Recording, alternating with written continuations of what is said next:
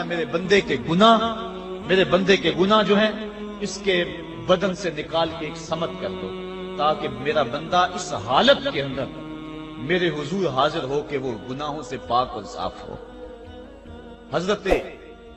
نبی رحمت صلی اللہ علیہ وآلہ وسلم فرماتے ہیں کہ پھر اس کے سارے گناہ اس کے بدن سے اتار کے ایک سمت رکھ دی جاتی اور بندہ مصلی پہ سبحان ربی العالی کے نغمے الاپتا ہے، رکوع کرتا ہے، سجدے کرتا ہے۔ جب سلام پھیر کے نماز ختم کر کے دعا کر کے جانے لگتا ہے تو فرشتے عرض کرتے ہیں مالک یہ جو گناہ اتار کے ایک سائڈ پہ رکھے تھے یہ دوبارہ اس کو دے دیں؟ اللہ فرماتا ہے جس کی جھولی سے گناہ نکال لیے تھے دوبارہ اس کی جھولی میں نہیں ڈالیں۔ اللہ اکبر۔ اور ایک روایت کے لفظ ہیں کہ جب بندہ نماز کے لیے کھڑا ہوتا ہے اس کے کندھوں کے اوپر سارے گناہ آ جاتے ہیں اور اس کے سر کے اوپر گناہ آ جاتے ہیں۔ جب رکوع میں جاتا ہے تو کندھوں والے گناہ گر جاتے ہیں، اور جب بندہ سجدے میں سر رکھتا ہے تو اللہ تعالیٰ اس کے سارے گناہوں کو ختم کر دیتا ہے اور وہ بالکل پاک ہو جاتا ہے۔ حضرت سلیمان فارسی ایک دن ایک درخت کے نیچے کھڑے تھے، آپ نے درخت کی شاخ کو پکڑ کے جنبش دی، حرکت دی، موسم خزاں تھا، درخت کی شاخ کے سارے زرد پتے گر گئے۔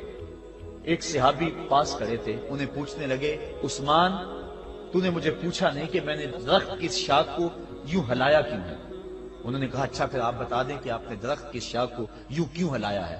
کہا سنو پھر ایک دن میں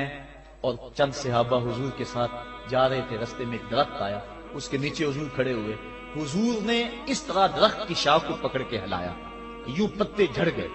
ہم اس منظر کو دیکھتے رہے۔ حضور علیہ السلام نے فرمایا سلمان فارسی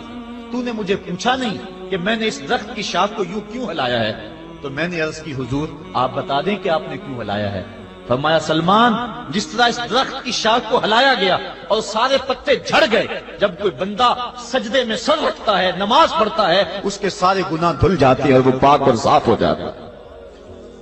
ایک دن فرمایا صحابہ اگر کوئی بندہ اس کے گھر کے سامنے سے نہر گزرتی اور وہ دن میں 5 مرتبہ اس نہر کے اندر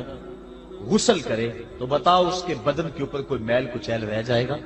عرض کی نہیں۔ فرمایا اس طرح جو 5 نمازیں پڑھتا ہے اس کے بدن کے اوپر گناہوں کا میل نہیں رہتا۔ فرمایا الصلاۃ معراج المومنین، نماز مومنوں کا معراج ہے۔ عماد الدین الصلاۃ، نماز دین کا ستون ہے۔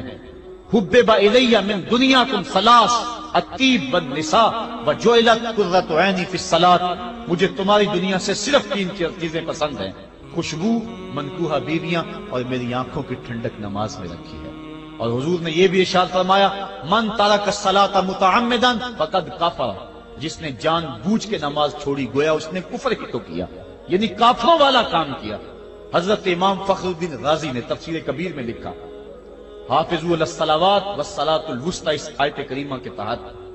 ایک عورت مدینے کی گلیوں میں چیخ رہی ہے اور کہنے لگی مجھے حضور کے در کا پتہ بتاؤ۔ حضور کی چوکھٹ کا پتہ بتلایا گیا، وہ حاضر ہوئی۔ آقا کریم صلی اللہ علیہ وسلم کی خدمت میں عرض کی حضور میرا خامد سفر پہ گیا ہوا تھا اور میں نے اس کی عدم موجودگی کے اندر زنا کر لیا، حمل ٹھہر گیا اور جو بچہ پیدا ہوا میں نے مارے شرم کے اس بچے کو سرکے کے مرتبان میں ڈال دیا اور پھر اسی سرکے سے میں لوگوں کو فروخت کرتی رہی۔ اب جب کہ میرا ضمیر جاگا ہے میں آپ کی خدمت میں حاضر ہوئی، مجھے بتایا جائے کہ میرے گناہ کا بھی کوئی کفارہ ہے۔ حضور نے ارشاد فرمایا جو تو نے زنا کیا ہے اس کی سزا رجم ہے کیونکہ تو شادی شدہ ہے، اور جو تو نے بچے کو قتل کیا ہے قتل کی سزا قتل ہے، اور جو تو نے سرکہ بیچا ہے فقد ارتکبت کبیرہ، تو نے کبیرہ گناہ کیا ہے، اس کی سزا تو قیامت کے دن پائے گی۔ اس کے بعد حضور فرمایا ان تینوں گناہوں کی یہ سزا ہے،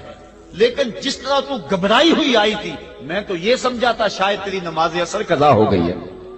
اب آپ اندازہ کریں کہ نماز کی اہمیت کیا ہے اور ہم اس بات میں کتنی سستی کرتے ہیں۔ کسی سے پوچھا جائے نا آؤ نماز پڑھنے چلے، وہ کہتے ہیں بس یار میرے کپڑے پلید ہیں، کپڑے میرے پاک نہیں۔ تیرے کپڑے کیسے پاک رہ سکتے ہیں؟ تو اللہ کے حضور جھکنا نہیں جانتا، تیرے کپڑے بھی پلید ہیں، تیرا دل بھی پلید ہے، تو اس کے حضور جھک کے تو دیکھ، تن بھی ستھرا کر دے گا، تیری روح کو بھی پاکی دے دے گا، تیرے قلب کو بھی طہارت بخش دے گا۔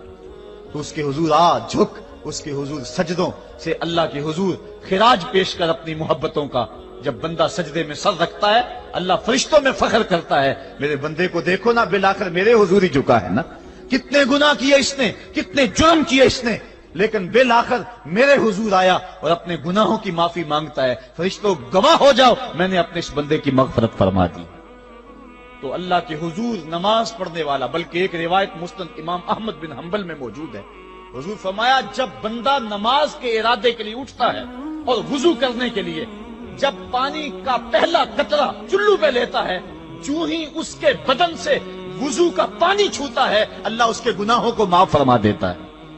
جس نماز کے قصد کے لیے اٹھیں اور وضو کریں اور پانی چھوتے ہی گناہ معاف ہو جائیں، اگر اس نماز کا اعلیٰ درجہ سجدہ کر لیا جائے تو پھر مالک کی کتنی رحمت نازل ہوگی، یہ کتنی بڑی دولت ہے، یہ کتنا بڑا سرمایہ ہے جس سے ہم لوگ محروم رہ جاتے ہیں۔ آؤ اللہ کی رحمتیں سجدے میں ڈھونڈیں، سجدے میں پیشانی رکھ کے جب ہم اس کی رحمت کو مانگیں تو وہ مالک ہمارے اوپر رحمتیں نازل کرے گا۔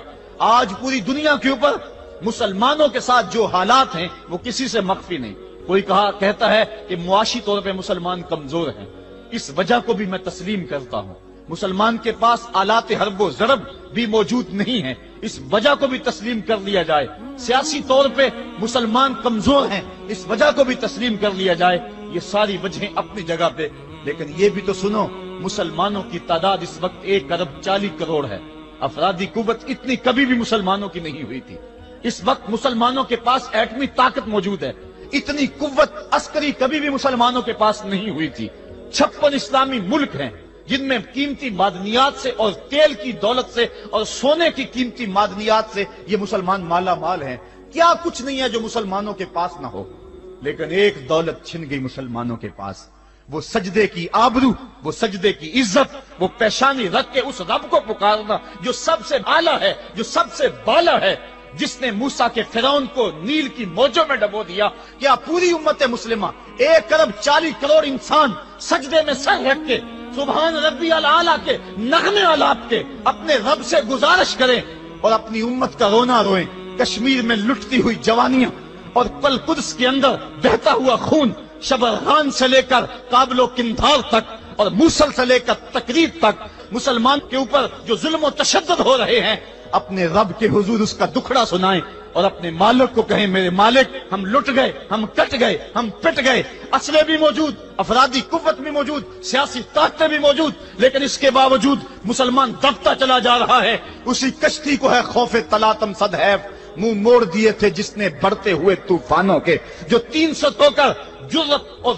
وہ طاقت اور وہ عظیمت کی داستانیں رقم کرتے ہیں کہ مالک تو بھی اس دن کو یوم فرقان کہہ کے پکارتا ہے۔ آج وہ امت بیچ منج دار کے اس امت کی کشتی ہچکولے کھا رہی ہے۔ ہماری فریاد، ہمارا استغاثہ تیرے سے ہے، میرے مالک ہمارا کھویا ہوا وقار بحال کر دے اور اس امت کو اس مرتبہ کمال تک پہنچا دے جس مرتبہ کمال تک یہ امت پہلے پہنچی تھی، اور ان کا کھویا ہوا وقار بحال کر دیا جائے۔ آج بھی ہم اگر سجدوں سے اپنے رب کو منا لیں اور وہ روٹھا ہوا رب آج بھی ہماری مدد کے لیے آ جائے تو پھر کوئی قوت، کوئی طاقت ہمیں نہیں لتاڑ سکتی۔ آئیے ہم سجدے سے اپنے مالک، اپنے خالق اور اپنے رازق کے حضور اپنی محبتوں اور اپنی الفتوں کا خراج پیش کریں۔